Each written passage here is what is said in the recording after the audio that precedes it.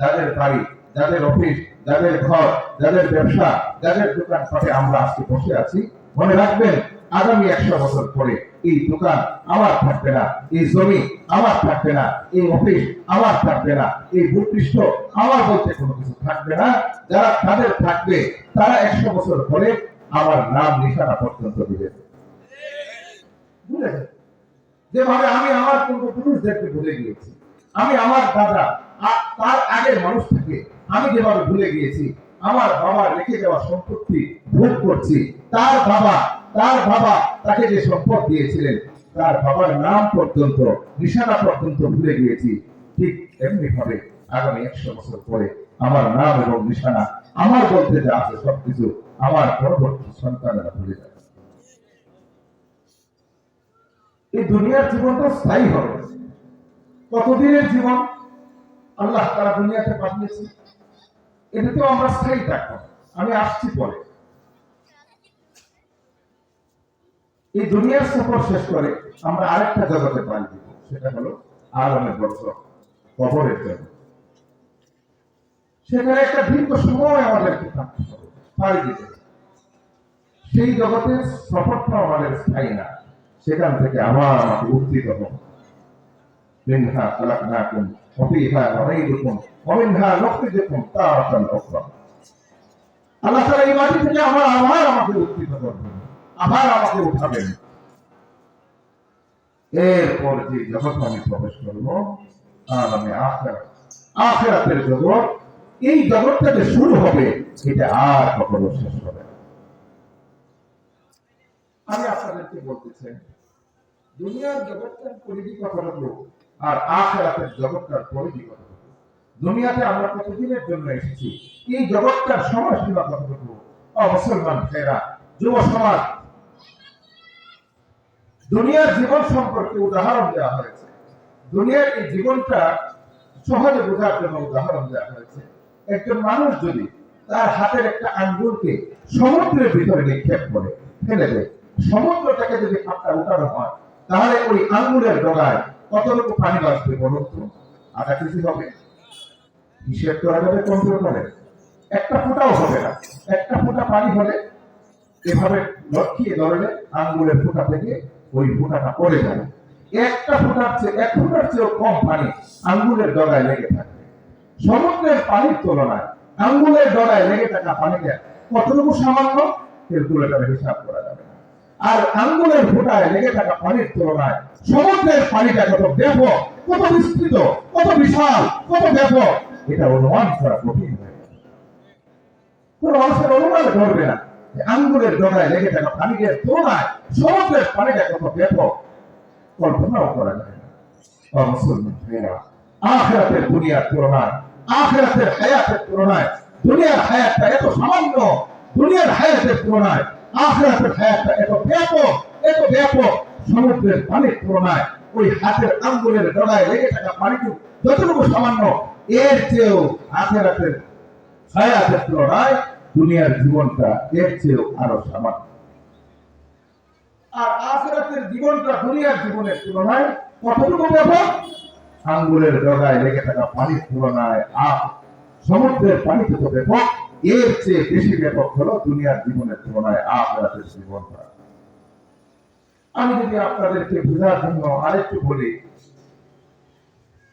এই আসমান, জমিন, সারা পৃথিবীর এই শূন্য জায়গা, আকাশের নিচে যত জায়গা রয়েছে জমিনের উপরে, সবটুকু জায়গা যদি সরিষার দানা দিয়ে ভরে দেওয়া হয়, সরিষার দানা কত কেজি হয়? 7টায় কি 1 কেজি হবে?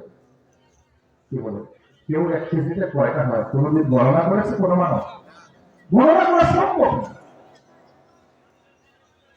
ছোট্ট ছোট্ট সরিষার দানা দিয়ে যদি এই পৃথিবীর শূন্য জায়গাগুলোকে ভরে দেওয়া হয়, আর 1000 বছর পরে এসে একটা পাখি এসে যদি একটা দানা নিয়ে যায়, আরো 1000 বছর পরে এসে আরেকটা পাখি আরেকটা দানা নিয়ে যায়, আরো 1000 বছর পরে এসে আরেকটা পাখি আরেকটা দানা নিয়ে যায়, এভাবে 1000 বছর পরে পরে এসে একটা একটা করে দানা নিতে নিতে এক সময় এই শূন্যের পৃথিবীর ভূপৃষ্ঠের সমস্ত দানাগুলো এক সময় না এক সময় হয়তো শেষ হয়ে যাবে। আমার মৃত্যুর পর আখিরাতের জীবন যে শুরু হবে সেটা আর কখনো শেষ হবে না। সেটা কখনো শেষ হবে না। কথার খোলাসা আপনাদেরকে নিয়ে আসছি। কথার খোলাসা হলো, এই দুই উদাহরণের খোলাসা হলো, আপনাদেরকে সরলভাবে আমি জিজ্ঞেস করি, দুনিয়াতে যদি কোনো মানুষ কষ্টে থাকে, দুনিয়াতে যদি কোনো মানুষ কষ্টে থাকে, তাহলে তার কষ্টটা কতটুকু হবে, কতটুকু ব্যাপক কষ্ট হবে। সারা জীবন যদি কেউ কষ্টে থাকে, তার কষ্টের পরিধি কতটুকু? তার কষ্টের পরিধি হলো আঙ্গুলের ডগায় লেগে থাকা সামান্য পানি পরিমাণ হায়াতের কষ্ট, আখিরাতের জীবনের তুলনায়। আর দুনিয়ার জীবনে যদি কেউ সুখে থাকে, সারা জীবন সে সুখ করে, দুঃখ বলতে কোনো কিছু না আসে, তাহলে মনে রাখবেন এই সুখের পরিধি হলো এই আঙ্গুলের ডগায় লেগে থাকা সামান্য পানি পরিমাণ সুখ। এর চেয়ে বাহিরে যেতে পারবে না। কোন মানুষ সারা জীবন সুখে থাকে, কোন মানুষ সারা জীবন দুঃখে থাকে না। স্বাভাবিকভাবে সুখ মানুষের যৌবনে আসলে বার্ধক্যে থাকে না। কোন মানুষের বার্ধক্যে সুখ আসে যৌবনে সে কষ্ট করেছে, বাবা সুখী ছিল, সন্তান কষ্ট করছে, অথবা সন্তান সুখী হয়েছে তো বাবা কষ্ট করে গিয়েছে। সারা জীবন সুখকে একসাথে করা যায় না। সুখ এমন এক জিনিস যেটাকে একসাথে করা যায় না। একদিন সুখে ছিল, আরেকদিন কষ্ট এসেছে। অর্থের সুখ ছিল, কিন্তু শারীরিক সুখ তার ছিল না। প্রাচুর্য ছিল দুনিয়াতে অনেক, কিন্তু মানসিক শান্তি তার দুনিয়ায় ছিল না। দুনিয়া সুখের আসলে জায়গা নয়, দুনিয়া আসলে সুখ দেওয়ার মতো জায়গা এই পৃথিবীতে আমরা রাখেননি। সুখের এক ঠিকানা আল্লাহ তাআলা তৈরি করেছেন জান্নাতে। এমন সুখ আল্লাহ জান্নাতে মুমিনের জন্য বরাদ্দ করে রেখেছেন, যেই সুখ সম্পর্কে বলা হয়েছে মালা আইনুন রাত ওয়ালা উযুন সামিয়া ওয়ালা খাতারা আলা কলবি বাশার। ও মুসলমান ভাইরা, এমন সুখ আল্লাহ জান্নাতে আমাদের জন্য বরাদ্দ করে রেখেছেন, যে সুখ সম্পর্কে বলা হচ্ছে কোন চোখ দুনিয়ার কোন চোখ, যে চোখ দুনিয়ার অনেক কিছু দেখেছে, সুখ দেখেছে, শান্তি দেখেছে, প্রাচুর্য দেখেছে, আনন্দ দেখেছে, রং তামাশা দেখেছে, এই চোখগুলি দুনিয়ার কোন চোখ জান্নাতে এত সুন্দর হতে পারে এমন সুখ কোনদিন দুনিয়ায় এসে দেখেনি।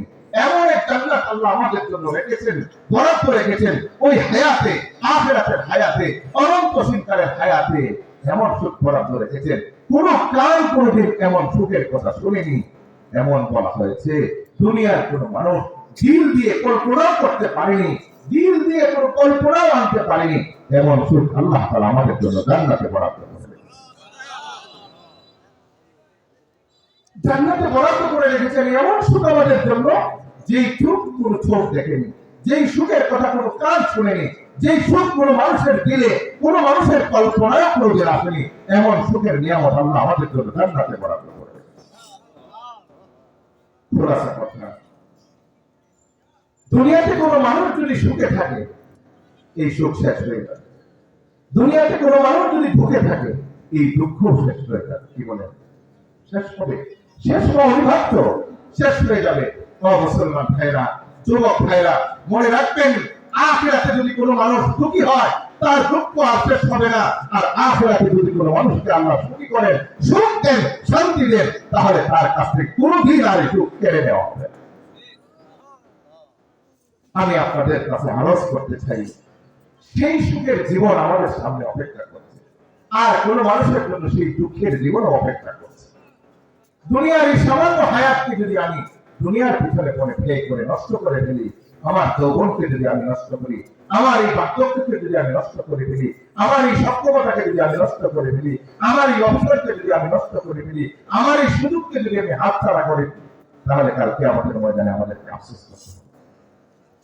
এজন্য হাদিসে পাকে আসছে প্রত্যেকটা দিন মুমিনের কাছে একটা গনিমত, প্রত্যেকটা মুহূর্ত একটা গনিমত। হাদিসে পাকে আসছে, আল্লাহর নবী ইরশাদ করেছেন, হাদিসে পাকে আসছে সময়কে তুমি মূল্যায়ন করো, যদি সময়কে কদর করতে পারো আল্লাহ রাব্বুল আলামিন এই কদরের কারণে কাল কিয়ামতের ময়দানে তোমার মর্যাদাকে বাড়িয়ে দিবেন। তুমি যদি সময়কে কাজে লাগাতে পারো, আপনার পাকে সূরা আসর আল্লাহ রাব্বুল আলামিন কসম খেয়েছেন হায়াতের, সময়ের কসম খেয়ে বলেন ওয়াল আসর, সময়ের কসম। কেন সময়ের কসম খেলেন? সময়টা মানুষের জীবনে একটা পুঁজি, হায়াতটা হলো মানুষের জীবনে একটা পুঁজি। কিসের পুঁজি ভাই? দুনিয়াতে ব্যবসা করলে পুঁজি লাগে, পুঁজি ছাড়া ব্যবসা করা যায় না, কোম্পানি করা যায় না, মিল ইন্ডাস্ট্রিজ করা যায় না, ফ্যাক্টরি করা যায় না, দুনিয়াতে চলা যায় না। আখিরাতে যদি আমি সঞ্চয় করতে চাই, আখিরাতে যদি আমি সুখে থাকতে চাই, তাহলে দুনিয়ার হায়াতটা হলো আমার জন্য পুঁজি। এই পুঁজিটাকে আমাকে কাজে লাগাতে হবে, পুঁজিকে কাজে লাগাতে হবে। পুঁজিকে কাজে কিভাবে লাগাবো? প্রত্যেকটা মুহূর্তের সময়কে আমি আল্লাহর পথে ব্যয় করব। কিভাবে আমি আল্লাহর পথে ব্যয় করব। প্রতিদিন যখন সূর্য উদিত হয় তখন আমাকে সূর্য ডেকে ডেকে বলতে থাকে, ইয়া বাগিয়াল খাইর আকমিল, হে কল্যাণকামীরা, তুমি আজকের দিনের ভিতরে ভালো কাজটা করে ফেলো, ভালো কাজটা করো, আজকের কাজ তুমি আগামীকালকের জন্য ফেলে রেখো না। সূর্য আমাদেরকে বলতে থাকে, ইয়া বাগিয়াল খাইর আকমিল, কল্যাণকামীরা ভালো কাজ করে ফেলো, কারণ আজকে সূর্য আজকে সূর্য হিসাবে আমাকে যে আল্লাহ উদিত হওয়ার অনুমতি দিয়েছেন, কিয়ামতের আগ পর্যন্ত আজকের অনুমতি আমাকে আর কোনোদিন আল্লাহ তাআলা পক্ষ থেকে দেওয়া হবে। আমরা হয়তো ভাবি আজকে বৃহস্পতিবার, আগামীকাল শুক্রবার আবার সূর্য উঠবে। মুসলমান ভাইরা, আজকের সূর্য আর উঠবে না, আগামীকালকে সূর্য উঠবে। পৃথিবীর ভূপৃষ্ঠ থেকে একটা দিন চলে গেল, মানে আমার হায়াত থেকে একটা দিন চলে গেল, একটা সপ্তাহ চলে গেল, আমার হায়াত থেকে একটা সপ্তাহ চলে গেল। মানুষের বয়স বাড়ে, হায়াত আস্তে আস্তে কমতে থাকে। এজন্য মানুষের হায়াত সম্পর্কে বলা হয়েছে, ইমাম ফখরুদ্দিন রাজি রাহমাতুল্লাহ আলাইহি লিখেন, মানুষের হায়াতটা হলো বরফের মতো, বরফ যেভাবে গলে যায়, গলে গলে বরফের টুকরা শূন্য হয়ে যায়, যেভাবে মানুষের হায়াতটা তার বরফকৃত হায়াত থেকে একটা দিন, একটা সপ্তাহ, একটা মাস, একটা ঘন্টা, একটা সেকেন্ড গলতে গলতে তার জীবনের হায়াতটা শেষ হয়ে যায়, সে মৃত্যুর দিকে ধাবিত হবে। সম্মানিত হাজিরিন, আখিরাতের জীবনের এত ব্যাপক জীবনের প্রস্তুতি আমরা দুনিয়াতে অল্প দিনে কিভাবে নিব? আমরা অনেক সময় মনে করি যে শুধু মসজিদে যে নামাজ আদায় করা আর জিকির করা, মাদ্রাসায় পড়ানো, এটাই মনে হয় আল্লাহর রাস্তার পড়া, আল্লাহর রাস্তায় থাকা। বাহিরের কাজটা আমার আল্লাহর রাস্তার নয়। আমি কোরআনে পাকের যে আয়াত তেলাওয়াত করেছি, এই আয়াতে আল্লাহ রাব্বুল আলামিন মুমিনদেরকে সম্বোধন করে বলেছেন, ও মুমিন, তুমি তাকওয়া অবলম্বন করো, আল্লাহর ভয় তুমি অবলম্বন করো, তাকওয়া অন্বেষণ করে নামাজের পরে যদি তুমি পৃথিবীতে ছড়িয়ে পড়ো, আল্লাহ তাআলা কোরআনে পাকে বলেন, ফাইদা কুদিয়াতিস সালাত ফান্তাশিরু ফিল আরদ ওয়াবতাগু মিন ফাদলিল্লাহ। নামাজ শেষ হওয়ার পর তুমি জমিনে ছড়িয়ে পড়ো, আল্লাহর অনুগ্রহ তালাশ করো। নামাজ শেষ হয়েছে, অফিসার অফিসে যাবে, নামাজ শেষ হয়েছে, কর্মচারী সে অফিসে যাবে, নামাজ শেষ হওয়ার পর ড্রাইভার ড্রাইভিং সিটে যাবে, নামাজ শেষ হওয়ার পর একজন কৃষক কৃষি কাজে যাবে, নামাজ শেষ হওয়ার পর একজন দিনমজুর তার দিনমজুরির কাজে যাবে। প্রত্যেকটা মানুষ নামাজ শেষ হওয়ার পর তার আপন পেশায় যাবে, আবার আযান হবে, আবার নামাজে আসবে, আবার আযান হবে, আবার তার কাজে চলে যাবে। এভাবে যদি আল্লাহর পাবন্দি করতে পারে, নামাজের পাবন্দি করতে পারে, অফিসার অফিস করবে, কৃষক কৃষি কাজ করবে, ব্যবসায়ী ব্যবসা করবে, আর নামাজ যদি সে সঠিকভাবে আদায় করে আল্লাহর হুকুম অনুযায়ী তার জীবনটাকে চালায়, ব্যবসাটাকে চালায়, অফিসটাকে চালায়, গাড়িটাকে চালায়, তার জীবনের রন্ধ্রের কাজগুলোকে চালায়, তাহলে প্রত্যেকটা কাজকে আল্লাহ তাআলা নেকির পাল্লায় উজলে শামিল করে দিবেন। শুধু মসজিদ নয়, আমরা ইবাদতকে মসজিদে নিয়ন্ত্রণ করে ফেলেছি, মসজিদ কেন্দ্রিক বানিয়েছি। আমি মনে করি আমার ইবাদত অফিসে নেই, আমার প্রভুর স্বীকৃতি অফিসে নেই, আমার প্রভুর স্বীকৃতি আমার ঘরে নেই, আমার প্রভুর স্বীকৃতি ব্যবসায় নেই। এটা আমরা ভেবে ফেলেছি। কিন্তু আল্লাহ রাব্বুল আলামিনের হুকুম অনুযায়ী আমি যদি ব্যবসা করি, আমি যদি চাকরি করি, আমি যদি আমার পেশাদারিত্ব পালন করি, তাহলে এই পেশাটাও আমার ইবাদত হিসাবে আল্লাহ তাআলা গণ্য করে দিবেন। শুধু কাজ হলো রবের স্বীকৃতি অনুযায়ী আমার জীবনকে পরিচালিত করা। যখন আমি ঘোরা করি তখন আমাকে খেয়াল করতে হবে, দুনিয়ার কোনো মানুষ দেখুক আর না দেখুক, আমার রব আমাকে দেখছেন, আমার মালিক আমাকে দেখছেন। এই আখিরাতের প্রেরণা নিয়ে একজন মানুষ যদি তার জীবনকে পরিচালিত করতে পারে, তাহলে এই জীবনটা হবে সুন্দর জীবন। এই জীবনের সফর যখন শেষ হয়ে যাবে, এই জীবনের শেষ মুহূর্ত যখন আসবে, সবার কাছে আসবে, ধনীর কাছে আসবে, গরিবের কাছে আসবে, যুবকের কাছে আসবে, বার্ধক্যের কাছে আসবে, ক্ষমতাশীলের কাছে আসবে, নেতার কাছে আসবে, কর্মীর কাছে আসবে, সবার কাছে আসবে। সেই হায়াতের শেষ বিদায়ের লগ্নটা যখন আসবে, আল্লাহর পক্ষ থেকে ওই বান্দার কাছে আল্লাহ তাআলা ফেরেশতা পাঠাবেন। ফেরেশতারা এসে বলবে, লা খাউফুন আলাইহিম ওয়ালা হুম ইয়াহজানুন। বান্দা, তুমি তোমার জীবনটাকে, তোমার হায়াতটাকে, তোমার পুঁজিটাকে তুমি কাজে লাগিয়েছিলে, রবকে রব বলে এই স্বীকৃতি অনুযায়ী তোমার জীবনকে পরিচালিত করেছো। সুতরাং তোমার জন্য শুভ সংবাদ, আল্লাহর পক্ষ থেকে আমরা এসেছি। লা খাউফুন আলাইহিম, তোমার মৃত্যুকে নিয়ে টেনশন করার কোনো কারণ নেই, ভয় পাওয়ার কোনো কারণ নেই। আর মৃত্যুর পরবর্তী জীবন, আখিরাতের জীবন, কবরের জীবন, ফুলসিরাতের জীবন, জান্নাত পর্যন্ত পৌঁছার জীবনের জন্য যে টেনশন রয়েছে ওরা হবে জানো, এটা নিয়েও তোমাকে টেনশন করতে হবে না, পেরেশান হতে হবে না, চিন্তা করতে হবে না। দুনিয়াতে আমরা যেভাবে তোমার সাথে ছিলাম, তোমার আখিরাতের প্রত্যেকটা গাড়িতে আমরা তোমার সাথে থাকবো। প্রত্যেকটা মুমিনের কাছে আসবে। আল্লাহ তাআলা বলেন ইন্নাল্লাযীনা ক্বালু রাব্বুনাল্লাহ সুম্মা ইসতাকামু, যারা ঈমান আনবে, রবকে রব বলবে এবং ইস্তেকামত রাখবে, তাদের প্রত্যেকের কাছে ফেরেশতারা এসে বলবে লা খাউফুন আলাইহিম ওয়া লা হুম ইয়াহজানুন। বান্দা, তুমি ভয় পাওয়ার কোনো কারণ নেই, চিন্তার কোনো কারণ নেই। তুমি দুনিয়ায় পরীক্ষায় পাস করে এসেছো, কষ্ট করেছো, তোমার জন্য অনাদি অনন্তকাল সুখের ঠিকানা জান্নাত তোমার জন্য অপেক্ষা করছে। এজন্য আখিরাতের জীবনের পুঁজি আমাদেরকে দুনিয়ায় সংগ্রহ করতে হবে। এই আয়াতের দ্বিতীয় অংশে, আমি যে আয়াত তেলাওয়াত করেছি, এই আয়াতের দ্বিতীয় অংশে আল্লাহ তাআলা বলেন ওয়াল তানজুরু নাফসুম মা কদ্দামাত লিগাদ। বান্দা, তুমি দুনিয়ায় তুমি আগামী দিন কি খাবে, আগামীকাল কি খাবে, আগামী মাসে কিভাবে চলবে, আগামী জীবনে কিভাবে চলবে, তোমার সন্তানরা কিভাবে চলবে, এজন্য তুমি সঞ্চয় করো।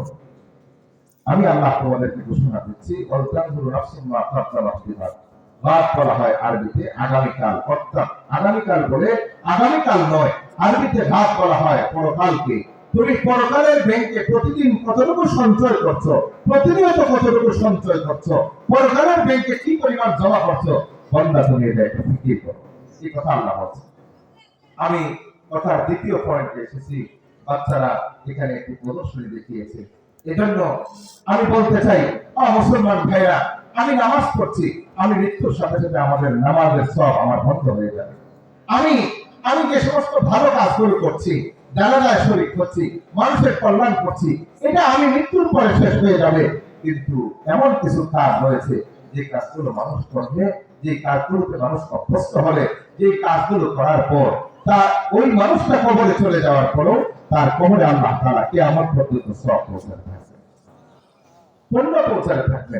এর মধ্যে একটি গুরুত্বপূর্ণ কাজ হলো কুরআনে কারীমের তেলাওয়াত শিক্ষা করা, কুরআনে কারীমের তেলাওয়াত শিক্ষা দান করা। কুরআনে কারীমের তেলাওয়াত যেখানে হয়, এ ধরনের দ্বীনি দরসগাহ, এ ধরনের দ্বীনি মারকাজ, এ ধরনের দ্বীনি মাদ্রাসা কায়েম করা। মাদ্রাসা কায়েম করলে ফায়দা কি হবে? যিনি তৈরি করবেন শুধু তার ফায়দা হবে নাকি সারা উম্মতের ফায়দা হবে? কি বলেন? উম্মতের ফায়দা হবে। কতটুকু ফায়দা হবে আমি যদি আপনাদেরকে ব্যাখ্যা করে বলি, এই কোরআনের পাক তেলাওয়াত যেখানে হয়, সেখানে আল্লাহ রাব্বুল আলামিনের পক্ষ থেকে সকিনা, বরকত নাযিল হয়। হযরত উসাইদ রাদিয়াল্লাহু তাআলা নবীর একজন সাহাবী, দরিদ্র সাহাবী, তিনি উসাইদ রাদিয়াল্লাহু তাআলা দরিদ্র সাহাবী, তিনি তার ঘোড়া দিয়ে তৎকালীন সময়ে ঘোড়া দিয়ে একজনের মাল আরেক বাড়িতে, আরেক দোকানে, আরেক জায়গায় বহন করে নিতেন। বিনিময়ে যা পেতেন তা দিয়ে তার সংসার চলতো। যেভাবে এখন আমাদের অটোওয়ালা, ভ্যানওয়ালারা ছোট ছোট গাড়ি নিয়ে মালামাল বহন করে তাদের জীবিকা নির্বাহ করে।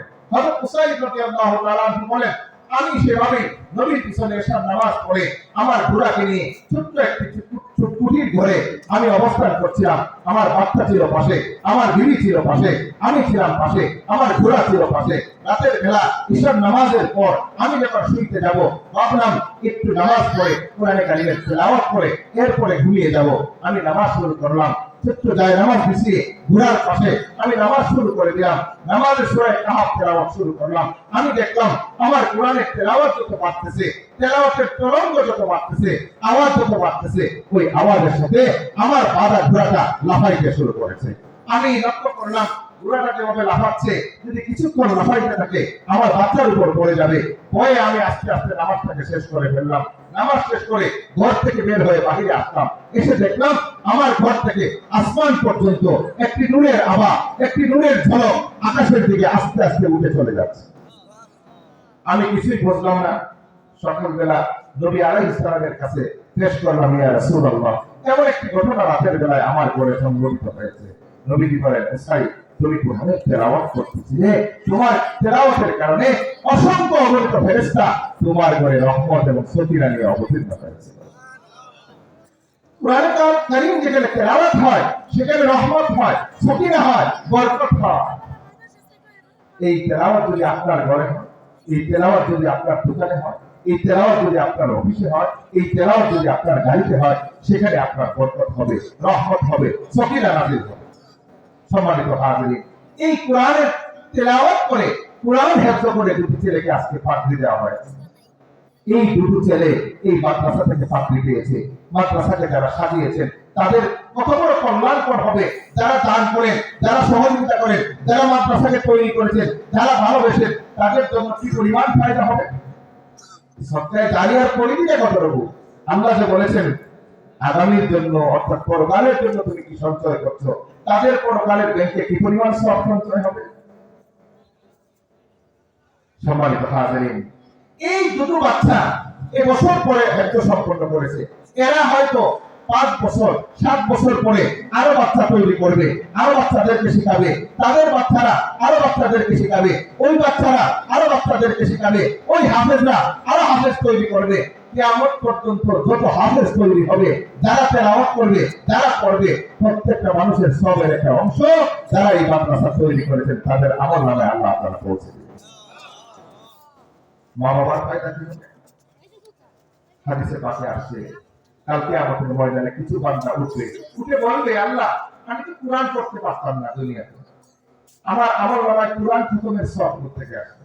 আল্লাহ তাআলা বলবেন, তুমি দুনিয়াতে তোমার সন্তানকে মাদ্রাসায় দিয়েছিলে, মাদ্রাসায় সে কোরআনের তিলাওয়াত করেছিল, যতবার কোরআনের খতম করেছে, যতবার তেলাওয়াত করেছে, যতবার কোরআন পড়েছে, প্রত্যেকটা তেলাওয়াতের সওয়াবের একটা অংশ আল্লাহ তাআলা তোমার আমলনামায় যোগ করে আজকে তোমার আমলনামায় এত বিশাল একটা প্রদান করেছে।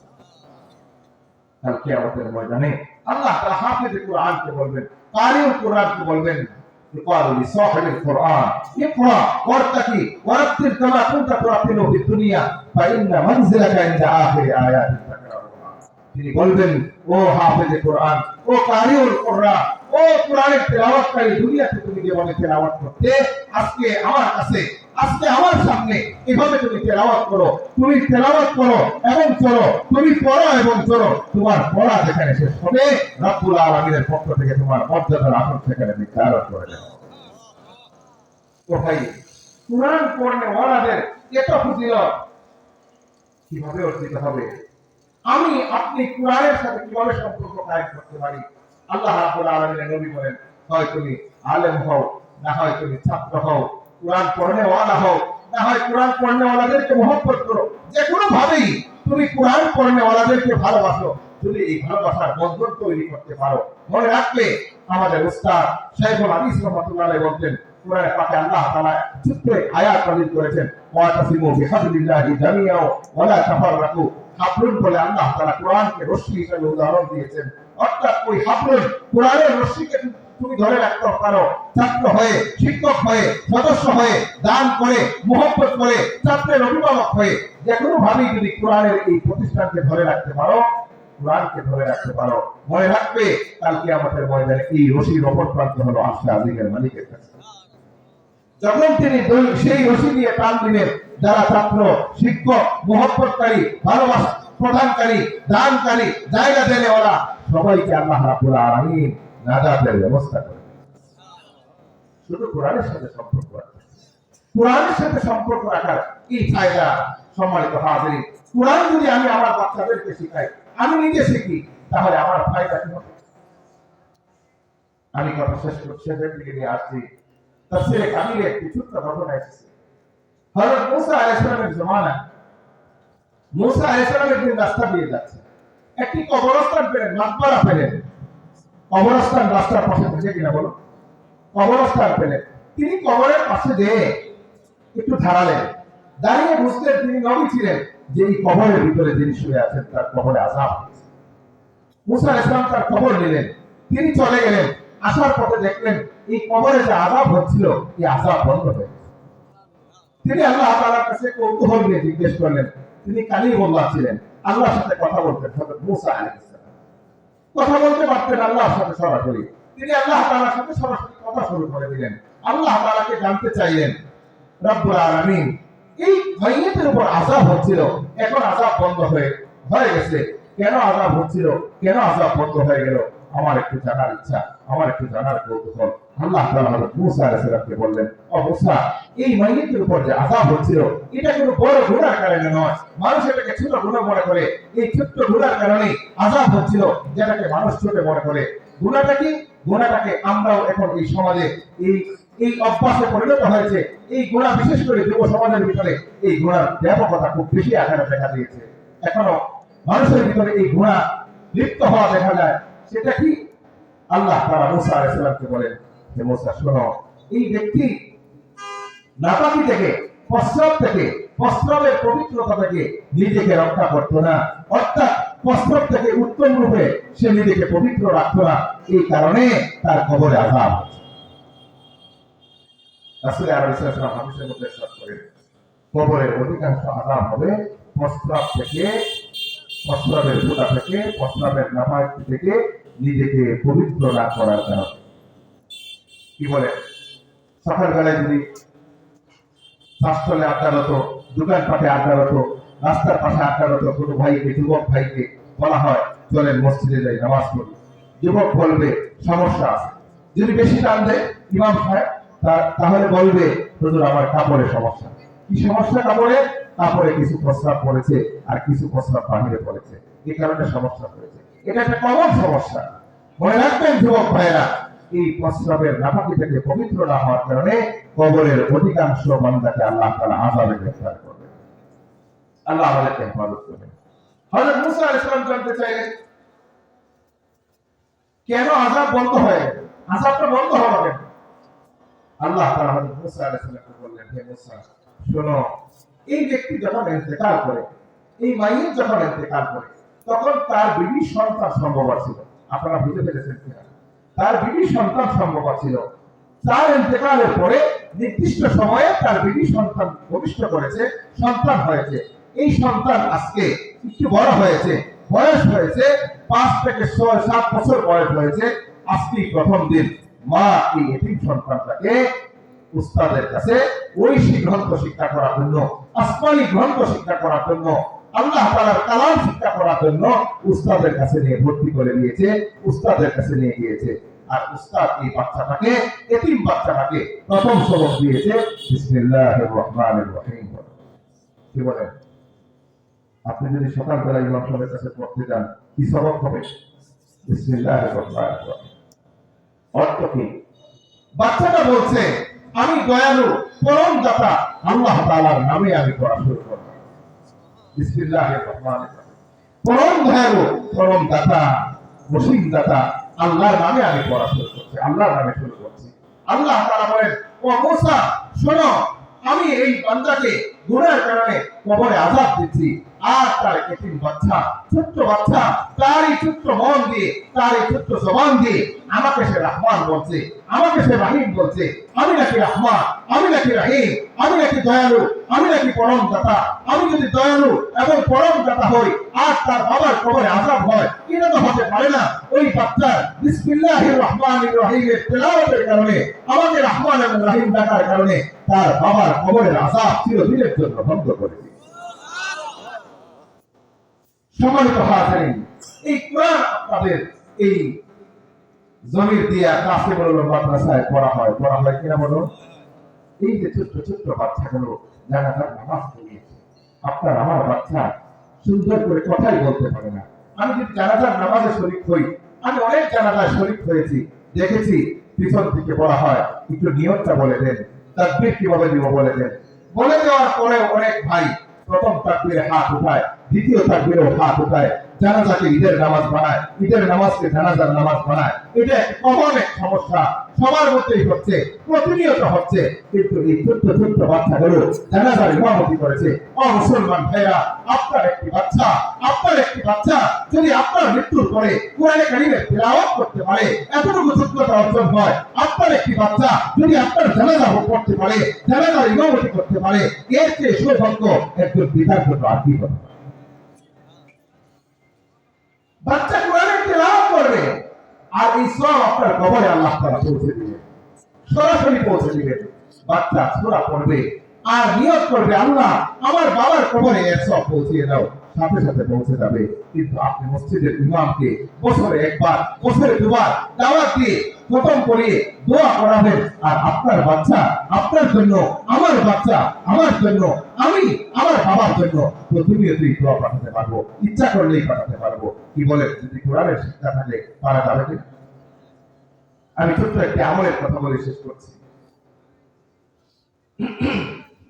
হযরত আবু যর গিফারি নবী আলাইহিস সালামের মজলিসে আসছেন। হযরত ইব্রাহিম আলাইহিস সালাম নবীকে এসে বলেন, ইয়া রাসূলুল্লাহ, আপনার সাহাবী আবু যর গিফারি আসছে। নবী একটু বিস্মিত হলেন, আমার সাহাবী আবু যর গিফারি আপনার মধ্যে আমার মজলিসে আসছে, এটা আপনি আমার সাহাবী আবু যরকে ছিলেন? হযরত ইব্রাহিম আলাইহিস সালাম বলেন, ইয়া রাসূলুল্লাহ, আপনার সাহাবী আবু যর গিফারিকে দুনিয়ার মানুষ যতটুকু চিনে এর চেয়ে বেশি আসমানের ফেরেশতারা আছে। নবী আলাইহিস সালাম একটু বিস্মিত হলেন, কারণ কি কি গুণের কারণে আমার এই সাহাবী আবু যরকে দুনিয়ার মানুষের চেয়ে আসমানের ফেরেশতারা আছে? হযরত ইব্রাহিম আলাইহিস সালাম বলেন, ইয়া রাসূলুল্লাহ, আপনি সাহাবী আবু যরের দুটি গুণের কারণে, দুটি গুণ আমি আপনাদেরকে কি বলছি আমলের জন্য, এই আমল দুটো করতে টাকা পয়সা লাগবে। দুটি গুণের কারণে, কি দুটি গুণ?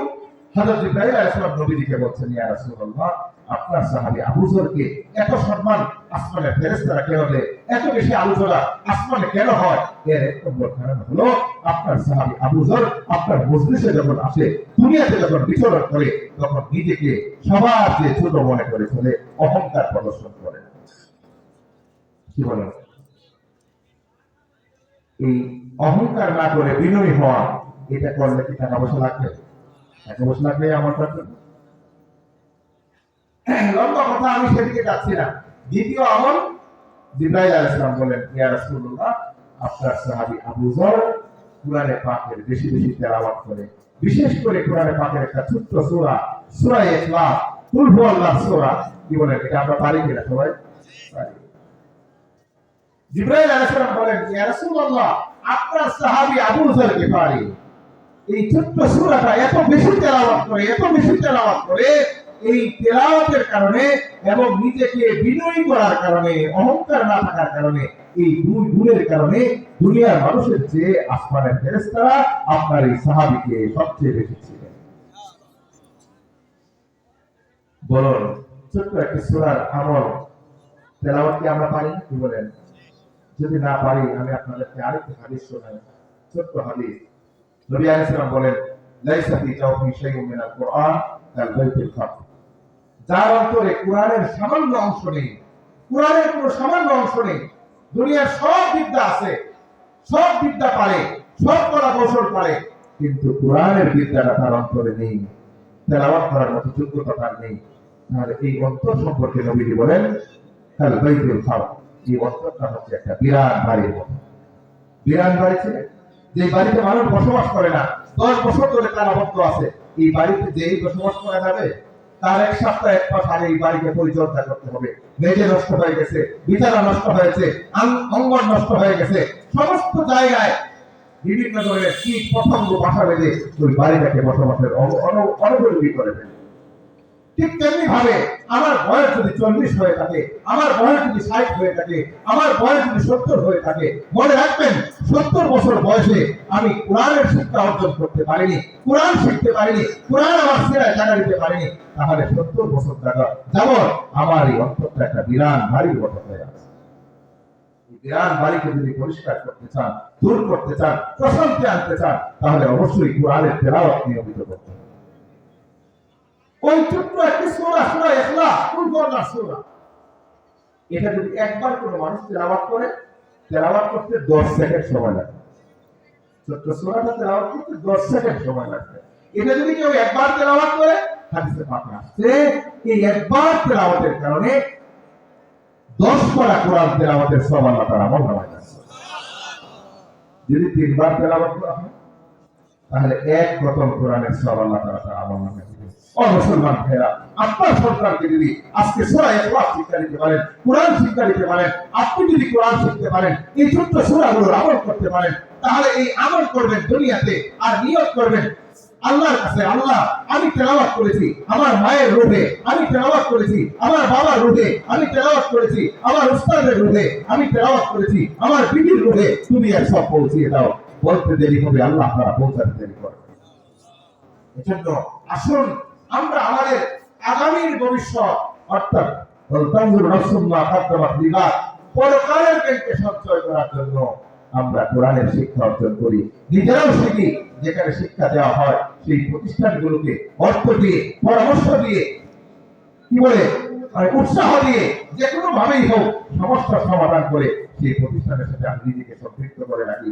যদি আমি রাখতে পারি তাহলে মনে রাখবেন এই প্রতিষ্ঠান যতদিন থাকবে, প্রতিষ্ঠানের ছাত্ররা পৃথিবীতে যতদিন থাকবে, আমি কবরে চলে গেলেও আমার আমল নামায় আল্লাহ তাআলা এদের সওয়াব পৌঁছাতে থাকবে। আমি আর কথা লম্বা করছি না, আমি দোয়া করি আল্লাহর কাছে এই প্রতিষ্ঠান জমির দিয়া